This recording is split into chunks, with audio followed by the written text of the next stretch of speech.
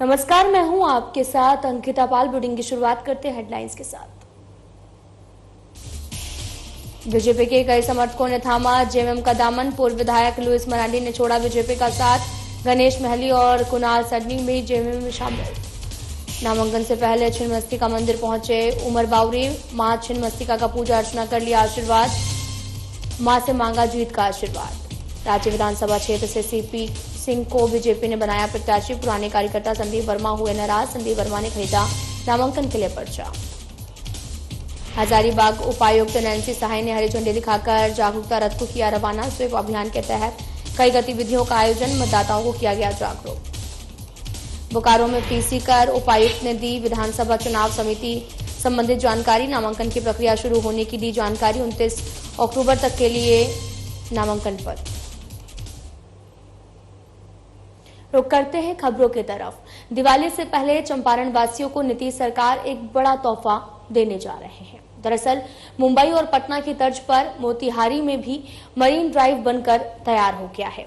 25 करोड़ की लागत से बने इस मरीन ड्राइव पर आम लोग सैर सपाटा कर सकेंगे। वह इसमें जाम की समस्या से भी लोगों को निजात मिलेगी। इस मरीन ड्राइव सड़क के निर्माण हो जाने से लोगों में खुशी की लहर देखने को मिली। इस बीच मंगलवार को सांसद सह पूर्व केंद्रीय कृषि और किसान कल्याण मंत्री राधा मोहन सिंह मोती झील के यहां पर सड़क का निरीक्षण करने के लिए पहुंचे।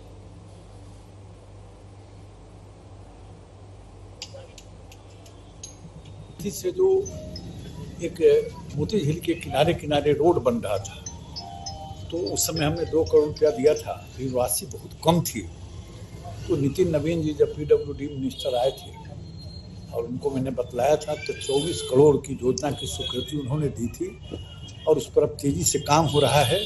और एक प्रकार से शाम में अब आप धीरे धीरे देखेंगे कि पटना जैसा दृश्य मोतिहारी मोती झील की आपको दिखाई देगा। मैं नहीं, लेकिन लोग जरूर बोल रहे हैं कि मोतिहारी का मेरीन ड्राइव बन रहा है। तो निश्चित रूप से मैं प्रधानमंत्री जी का और नितिन नवीन जी को, नीतीश जी को भी मैं बधाई दूंगा कि मोतिहारी के अंदर भी मेरीन ड्राइव, ऐसा लोग बोल रहे हैं। इसके लिए मैं अपने नेताओं को बहुत बहुत बधाई दूंगा।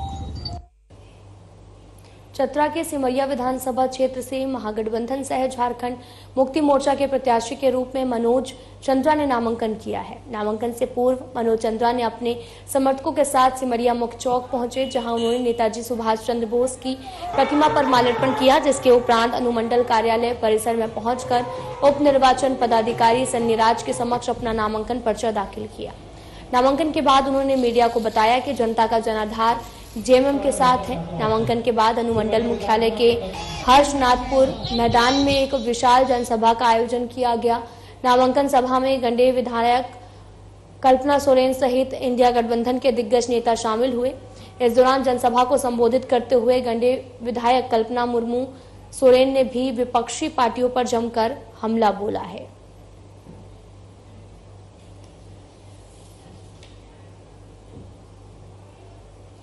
जी, अभी मैंने महागठबंधन की ओर से झारखंड मुक्ति मोर्चा के प्रत्याशी के तौर पर अपना नामांकन दाखिल किया है। महागठबंधन के प्रत्याशी के रूप में, जिसमें हमारे सभी लोगों का समर्थन प्राप्त है। मैंने अपना काफिला सुभाष चंद्र बोस जी को माल्यार्पण करके किया। इसके बाद उसमें सभी हमारे गठबंधन के सभी साथी मौजूद थे। काफिले के साथ हम लोग आए और अनुमंडल कार्यालय में अपना नामांकन पर्चा दाखिल किया है। अभी इसके बाद हम लोग एक बड़ी जनसभा को संबोधित करेंगे, जिसमें हमारे माननीय गांडे विधायक श्रीमती कल्पना मुर्मू सोरेन जी उपस्थित होंगी और एक बड़ी जनसभा है जिसमें गठबंधन दल के सारे हमारे जो नेतागण हैं वो मौजूद रहेंगे और एक जो है सो एक पूरे विधानसभा को अच्छे संदेश देने के लिए। कांग्रेस पार्टी ने आगामी विधानसभा चुनाव के लिए हजारीबाग सदर विधानसभा क्षेत्र से वरिष्ठ नेता मुन्ना सिंह को अपना प्रत्याशी घोषित किया है। टिकट मिलने की घोषणा के बाद मुन्ना सिंह आज हजारीबाग पहुंचे, जहां सैकड़ों कार्यकर्ताओं, समर्थकों और पार्टी के वरिष्ठ सदस्यों ने उनका स्वागत किया। मुन्ना सिंह ने कहा कि कांग्रेस पार्टी ने जो विश्वास मुझ पर जताया है, मैं उस पर खरा उतरूंगा।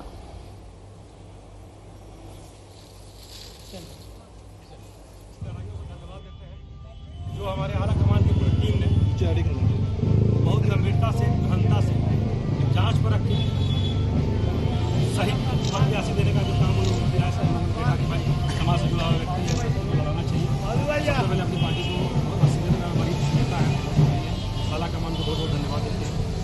हजारीबाग के तमाम भाइयों को, बड़े बुजुर्गों को दिल से आभार व्यक्त करते हैं, जितना प्यार लोग दे रहे हैं उसके लिए हम।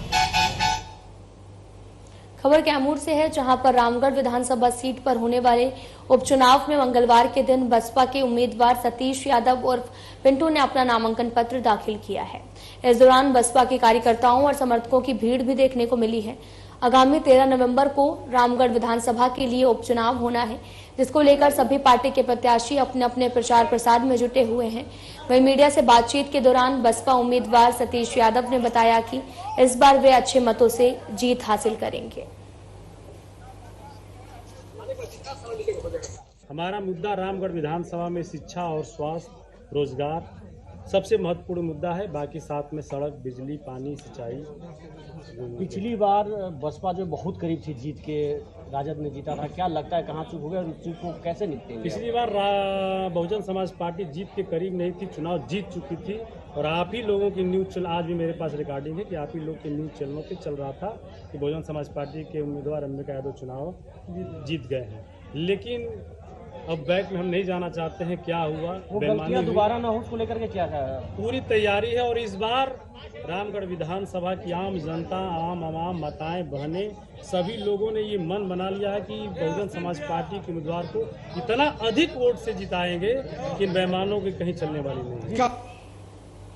तो वहीं चतरा जिले में आगामी 13 नवंबर को विधानसभा चुनाव होना है, जिसकी तैयारियों का जायजा लेने मंगलवार को एक दिवसीय दौरे पर बोकारो रेंज के आईजी एस माइकल राज और हजारीबाग डीआईजी सुनील भास्कर चतरा पहुंचे। और इस दौरान समाहरणालय परिसर में आईजी और डीआईजी को गार्ड ऑफ ऑनर दिया गया, जिसके बाद जिले के पुलिस पदाधिकारियों के साथ आईजी और डीआईजी ने भी समीक्षात्मक बैठक की। बैठक के दौरान आईजी और डीआईजी ने एसपी सहित जिले के पुलिस पदाधिकारियों को शांतिपूर्ण माहौल में विधानसभा आम चुनाव संपन्न कराने के निर्देश दिए हैं। चुनाव का चलते जो तैयारी है चतरा जिला में, उसकी तैयारी की समीक्षा किया है। उसमें कहाँ फोर्स को लगाना है, तो कौन सी को अलग अलग ग्रुप्स हैं, बाकी जो तैयारी वगैरह करना है, वगैरह करना है, उस समझ में दिशा निर्देश दिए। सभी एसडीपीओ का तैयारी है इसमें।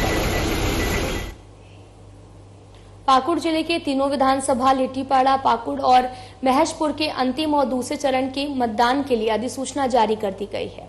इस संबंध में जिले के उपायुक्त मनीष कुमार और एसपी प्रभात कुमार ने बताया कि मंगलवार से नामांकन की प्रक्रिया शुरू कर दी गई है। आगामी 29 अक्टूबर तक नामांकन होगा। इस दौरान उपायुक्त ने चुनाव और मतदान संबंधी अन्य जानकारी भी शेयर की। वहीं एसपी प्रभात कुमार ने बताया कि पूरे जिले में सुरक्षा के पुख्ता इंतजाम किए गए हैं और आप निर्भीक होकर मतदान करें। जारी कर दी गई है और आज से जो नामांकन की प्रक्रिया है, फॉर्म खरीदने की, फॉर्म भरने की, वो हमारे जिले के तीनों विधानसभा क्षेत्र पाकुड़, लिट्टीपाड़ा और महेशपुर में चालू हो गई है। 11 बजे से 3 बजे तक जो भी अभ्यर्थी हैं वो अपना नामांकन भर सकते हैं। एसी साहब, एसडीओ साहब और एलआरडीसी साहब तीनों हमारे निर्वाचित पदाधिकारी हैं जिनके यहाँ नामांकन भरा जा सकता है। और इसके साथ ही साथ हमारे जितने भी एसएसटी हैं, एफएसटी हैं, वो सुचारू ढंग से कार्य कर रहे हैं। इसके साथ जो हमारे ऑब्जर्वर्स भी हैं उनकी भी लिस्ट आ गई है और सभी मतदान की जो प्रक्रिया है, चाहे वो ट्रेनिंग हो या अन्य कुशांग हो, पोस्टल बैलेट, हम लोग उसको सुचारू ढंग से संचालित कर रहे हैं। हमें पूरा भरोसा है कि हमारे जिले में सभी जो मतदान को करने की पूरी प्रक्रिया है वो बिल्कुल शांतिपूर्ण और निष्पक्ष तरीके से पूर्ण की जाएगी। विधानसभा चुनाव 2024 के मद्देनजर हमारे जिला में 4 कंपनी सीएपीएफ की जो आईटीबीपी है वो आ चुकी है। उनके द्वारा पूरे जिला में फ्लैग मार्च, चेक पोस्ट पर चेकिंग की duty, other confidence building measures का काम लिया जा रहा है उनसे। और लगातार पुलिस के सभी जवान, सभी पदाधिकारी और ये 4 कंपनी आईटीबीपी सभी लोग चुनाव कैसे शांतिपूर्ण, बिना भय, बिना प्रलोभन के संपन्न हो, उसको उद्देश्य को रखते हुए, ध्यान में रखते हुए ईसीआई का जो गाइडलाइंस है उसके तहत काम कर रहे हैं। और अभी सीजर्स काफ़ी बढ़िया हुआ है। जैसा मैंने बताया है कि लोकसभा चुनाव के दौरान जितने सीजर्स हुए थे, अगर उसको बेंचमार्क माना जाए तो हम लोग ऑलरेडी 15 गुना क्रॉस कर चुके हैं। Cash, liquor, drugs, other items कुल मिलाकर के, और लगातार ये 24/7 ये काम जारी है और हम लोग पूरा इंश्योर करेंगे कि निष्पक्ष तरीके से शांतिपूर्वक चुनाव संपन्न हो। हजारीबाग जिला निर्वाचन पदाधिकारी सह उपायुक्त नैन्सी सहाय ने मंगलवार को समाहरणालय परिसर से 2 मतदाता जागरूकता रथ को हरी झंडी दिखाकर रवाना किया। इस संबंध में उन्होंने बताया कि ये जागरूकता रथ हजारीबाग के सभी विधानसभा क्षेत्र से कई मतदान केंद्रों में रोस्टर अनुसार मतदाताओं को जागरूक करने का कार्य करेगा। साथ ही कहा कि जिले में मतदाताओं को मतदान के प्रति जागरूक करने के लिए स्वीप अभियान के तहत कई गतिविधियों का आयोजन किया जा रहा है। 13 नवंबर 2024 को बरगी, बनकट्ठा और हजारीबाग विधानसभा के लिए निर्वाचन मतदान तय है और 20 नवंबर को आंधी विधानसभा के। तो आज हम लोगों ने इस कार्यक्रम के अंतर्गत 3 जागरूकता रथ रवाना किए हैं, जिसका उद्देश्य ये है कि वो जिले भर में स्पेशली जो हमारे लो वोटर टर्नआउट एरियाज हैं वहां पर जाएगा, जहाँ पे पूर्व में हमने देखा है कि मतदान का प्रतिशत कम रहा है, वैसे एरियाज पे ज्यादा फोकस रहेगा। लोगों से अपील है कि जरूर वोट करें 13 नवंबर और 20 नवंबर जिस भी विधानसभा क्षेत्र के अंतर्गत आप आते हैं। और सभी हजारीबाग जिले वासियों से मेरी फिर से अपील है कि जरूर अपने मत का प्रयोग करें। आपका हक है, आपका अधिकार है और इस लोकतंत्र के पर्व में, महापर्व में आप सभी सहभागी। ये राज्य की तरफ से, स्टेट की तरफ से, जो हमारा राज्य निर्वाचन आयोग है उसके तरफ से हमें प्राप्त हुआ है। हमने और भी ऐसे व्हीकल्स के लिए रिक्वेस्ट किया है, तो उम्मीद है कि 2 से 3 और एलईडी वीडियो और ऑडियो के साथ जो इसमें कुछ फिल्म्स हैं, कुछ वीडियोस हैं जिसके माध्यम से मतदाताओं को जागरूक करने का कार्य किया जा रहा है। तो इसके माध्यम से भी हम जिले भर में मतदान को लेकर जागरूकता करें। बोकारो उपायुक्त ने आपको बताते चले कि समाहरणालय पर सभागार में प्रेस वार्ता कर विधानसभा चुनाव संबंधी जानकारी दी। उन्होंने कहा कि बोकारो जिले के 4 विधानसभा क्षेत्र गोमिया, बेरमो, बोकारो और चंदन क्यारी में भी नामांकन की प्रक्रिया शुरू हो चुकी है, जो 29 अक्टूबर तक चलेगी, जिसकी स्क्रूटनी 30 अक्टूबर को की जाएगी और 1 दिन के गैप के पश्चात 1 नवंबर को कैंडिडेट अपनी उम्मीदवारी अगर वापस लेना चाहते हैं तो ले सकते हैं। 22 अक्टूबर 2024 से 29 अक्टूबर 2024 तक बोकारो जिले के 4 विधानसभा क्षेत्र जो है 34 गोमिया, 35 बेरमो, 36 बोकारो और 37 चंदन क्यारी के नामांकन की प्रक्रिया आज शुरू हो चुकी है। 34 और 35 यानी गोमिया और बेरमो का नामांकन अनुमंडल पदाधिकारी बेरमो के कार्यालय में 2 विभिन्न कमरे में है ये, और अनुमंडल पदाधिकारी चास के कार्यालय में 36 बोकारो का नामांकन लिया जा रहा है और डीसीएलआर भूमि सुधार उपसमाहर्ता चास के कार्यालय में 37 चंदन क्यारी के नामांकन की प्रोसेस शुरू है। इसका जो स्क्रूटिनी है वो स्क्रूटिनी 30 अक्टूबर को की जाएगी और 1 दिन के गैप के पश्चात 1 नवंबर को कैंडिडेट अपना उम्मीदवारी अगर वापस लेना चाहता है तो वो विड्रॉल कर सकता है। नामांकन की प्रोसेस शुरू होने के पश्चात इसका नोटिफिकेशन जो जारी किया जाता है वो चारों विधानसभा क्षेत्र के अधीनस्थ जितने भी कार्यालय हैं उन कार्यालयों के नोटिस बोर्ड पे, इवन मेरे कार्यालय भी नोटिस बोर्ड में लगा है, ताकि आम लोगों को ये पता चले कि चुनाव की प्रक्रिया, नामांकन की प्रक्रिया शुरू हो चुकी है। इस नामांकन की प्रक्रिया शुरू होने के पश्चात 100 मीटर परिधि तक नॉमिनेशन के जगह से जो जगह चिन्हित की गई है उसमें कैंडिडेट अपना प्रसार प्रचार किसी भी प्रकार के इलेक्ट्रॉनिक मीडिया का माध्यम करते हुए या किसी भी प्रकार के निर्वाचन आयोग के दिए हुए दिशा निर्देश का उल्लंघन करते हुए नहीं कर सकता है। 100 मीटर के परिधि के अंदर केवल 3 गाड़ियां अलाउड है और वो रिटर्निंग ऑफिसर के प्रकोष्ठ में जाके मिनिमम 5 लोग उसमें एंट्री अलाउड है और वो अपना नामांकन प्रोसेस कर सकते हैं। देवघर जिले में 3 विधानसभा देवघर, मधुपुर, सारठ में मतदान को लेकर अधिसूचना जारी कर दी गई है। आपको बताते चले कि मंगलवार को नामांकन की प्रक्रिया शुरू कर दी गई है, जो 29 अक्टूबर तक चलेगी और देवघर उपायुक्त विशाल सागर विधानसभा चुनाव को लेकर प्रेस को संबोधित करते हुए मतदान संबंधी जानकारी मीडिया से साझा किया है। दूसरे चरण के लिए भारत निर्वाचन आयोग ने नोटिफिकेशन जारी किया है और आज नोटिफिकेशन जारी होते ही 22 अक्टूबर 2024 से नॉमिनेशन की प्रक्रिया देवघर जिला के तीनों विधानसभा क्षेत्रों में प्रारंभ हो चुकी है। नॉमिनेशन की अंतिम तिथि 29 अक्टूबर 2024 है और नॉमिनेशन की स्क्रूटनी की जो तिथि निर्धारित है वो 30 अक्टूबर 2024 निर्धारित है। 1 नवंबर 2024 को कोई भी कैंडिडेट अपना नाम वापस ले सकते हैं और उसके पश्चात जो कंटेस्टिंग कैंडिडेट्स हैं उनकी लिस्ट फाइनल हो जाएगी। 20 नवंबर 2024 हमारे यहाँ पे तीनों विधानसभा क्षेत्रों में मतदान की तिथि निर्धारित है और 23 नवंबर को, जैसा आपको जानकारी है, कि उस दिन रिजल्ट डिक्लेयर किए जाएंगे। टाइमिंग क्या रहेगा सर? मैं आपको बता देता हूँ कि टाइमिंग तीनों विधानसभा क्षेत्रों में कारठ, मधुपुर एंड देवघर विधानसभा क्षेत्रों में हमारे यहाँ पे टाइमिंग सुबह 7 बजे से लेकर शाम में 3 बजे तक की टाइमिंग रहेगी। इससे पहले 7 बजे से 1.5 घंटा पहले मॉक पोल भी किया जाएगा, जो कि SOP का पार्ट है, जिसमें कि जो पोलिंग एजेंट हैं उनका रहना अनिवार्य होता है और उनके समक्ष 50 वोट्स मिनिमम डाल के मॉक पोल किया जाएगा। स्मार्ट मीटर को लेकर उपभोक्ताओं में फैली भ्रांतियों को दूर करने के लिए जागरूकता अभियान चलाया गया है। मोकामा प्रखंड सभागार में आयोजित इस जागरूकता अभियान में विद्युत विभाग के अधिकारियों ने जनप्रतिनिधियों से स्मार्ट मीटर लगाने में सहयोग की अपील की और इस दौरान विभागीय अधिकारियों ने स्मार्ट मीटर की खूबियों से लोगों को अवगत कराया है। उपभोक्ताओं के बीच में नकारात्मक संदेश को दूर करने का काम किया गया। इस जागरूकता अभियान में प्रखंड अधिकारियों, हाथीदह और साथ ही मोकामा के विद्युत विभाग के अधिकारी शामिल रहे हैं। स्मार्ट मीटर में वास्तविक में कोई समस्या है नहीं। इसमें लोगों के व्यवहार में अंतर आएगा। जहाँ भी बिजली बेकार में उपयोग होते रहती है, जैसे लोग सो गए सब लाइट जला रह गया, गाय की तरफ पंखा चल रहा है तो 24 घंटा चलते रह रहा। जहाँ जरूरत नहीं है लगभग 40% बिजली का उपयोग बेकार में हो रहा है। स्मार्ट मीटर लगने से उसमें परिवर्तन होगा और सरकार का बिजली जो है बचेगा। इसमें हम लोग स्मार्ट मीटर से संबंधित जो भी फायदे हैं, जो स्मार्ट मीटर लगाने से आम जन को फायदा होने वाली है, उसके बारे में विस्तृत जानकारी दिए हैं और पब्लिक के बीच में जो भी इस मीटर से संबंधित भ्रांतियाँ थी उनको दूर करने का प्रयास किए। कितना फायदेमंद है ये स्मार्ट मीटर? बहुत फायदेमंद है। इसमें आपका बहुत सारा ऐसा एडवांटेज है जो डायरेक्ट पब्लिक इसको अपने मोबाइल और ऐप के माध्यम से देख सकती है, मॉनिटरिंग कर सकती है, अपना खपत कंट्रोल कर सकती है। बहुत सारे इसके फायदे हैं।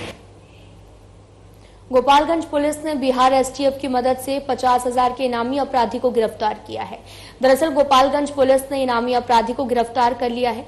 गिरफ्तार अपराधी भोरे थाना क्षेत्र के बंतरिया गांव का रहने वाला है और विक्रमा भगत का पुत्र मुलायम भगत उर्फ मुलायम कुमार है, जिस पर यूपी और बिहार में आभूषण दुकान में लूट, पुलिस पर हमला समेत 6 आपराधिक मामले दर्ज हैं। इस संबंध में हथुआ SDPO आनंद मोहन गुप्ता ने बताया कि पुलिस ने गुप्त सूचना के आधार पर कुख्यात इनामी अपराधी को गिरफ्तार करने में सफलता हासिल की है। पूरे थाना अंतर्गत कांड संख्या 1824 आर्म्स एक्ट 411, 413, 414, 468, 34 एवं आर्म्स एक्ट में एक अपराधी था जो जिसके ऊपर 50,000 का इनाम रखा गया था। उसकी गिरफ्तारी की गई। इसकी गिरफ्तारी में SOG 7 STF बिहार एवं भोरे थाना पुलिस शामिल है। इसे भोरे से गिरफ्तार किया गया है। क्या क्या इसके आपराधिक घटना है? इसके विरुद्ध यूपी एवं बिहार के कई थानों में आपराधिक मामले दर्ज हैं। विजयपुर में 2 कांड दर्ज हैं, भोरे में 2 कांड दर्ज हैं एवं यूपी के खामपाड़ में 2 कांड दर्ज हैं, जो अधिकतर लूट, आर्म्स एक्ट और पुलिस पर हमला से संबंधित है। नालंदा पुलिस ने CSP बैंक के माध्यम से ठगी करने वाले गिरोह का पर्दाफाश किया है और पुलिस शातिर 7 साइबर ठगों को 8,94,000 नगद, 2,95,000 के आपको बताते चले कि जेवरात और सिम और ATM कार्ड अन्य ठगी के सामान के साथ गिरफ्तार करने में सफल रही है। और साथ ही पावापुरी OP पुलिस ने की है और साथ ही राजगीर DSP सुनील कुमार सिंह ने बताया कि वाहन चेकिंग के दौरान पावापुरी पुलिस एक बाइक पर 3 युवकों को फर्जी सिम और ATM कार्ड के साथ गिरफ्तार किया है, जिनके निशानदेही पर नगर थाना इलाके में खनकपर मोहल्ला में बैंक ऑफ बड़ौदा के CSP संचालक के यहां पर छापेमारी करने के दौरान पुलिस को सफलता मिली। बैंक की मिली भगत से फर्जी खाता खोलकर साइबर ठगी का ये बड़ा नेटवर्क चल रहा था। दिनांक 20 तारीख को पावापुरी थाना के द्वारा संध्या गश्ती किया जा रहा था, तो एक बाइक से 3 लड़के थे जो उनको देख के भागने लगे और जब उनका पीछा करके पकड़ा गया तो 2 लड़कों की तलाशी ली गई तो उनके पास से कुछ कार्ड और सिम ये ATM कार्ड और सिम कार्ड मिले। तो संदिग्ध लगे वो दोनों, तो उनको लेकर के थाना पर आया गया। एक लड़का उसमें से जो था, जो बाइक चला रहा था, राहुल, वो भाग गया। वो पहले से भी कुछ कांडों में हमारे यहाँ वांछित है और तो वो भाग गया है चकमा दे करके। गुमला सदर थाना क्षेत्र के सदर अस्पताल में इलाजरत बाल कैदी फरार हो गया है। बताया गया कि शौच के बहाने बाल कैदी बाथरूम के वेंटिलेटर से आपको बताते चले कि भाग निकला और घटना की जानकारी के बाद रिमांड होम गुमला के कर्मियों ने बाल कैदी को खोजबीन की, लेकिन उसका कोई भी पता नहीं चला है।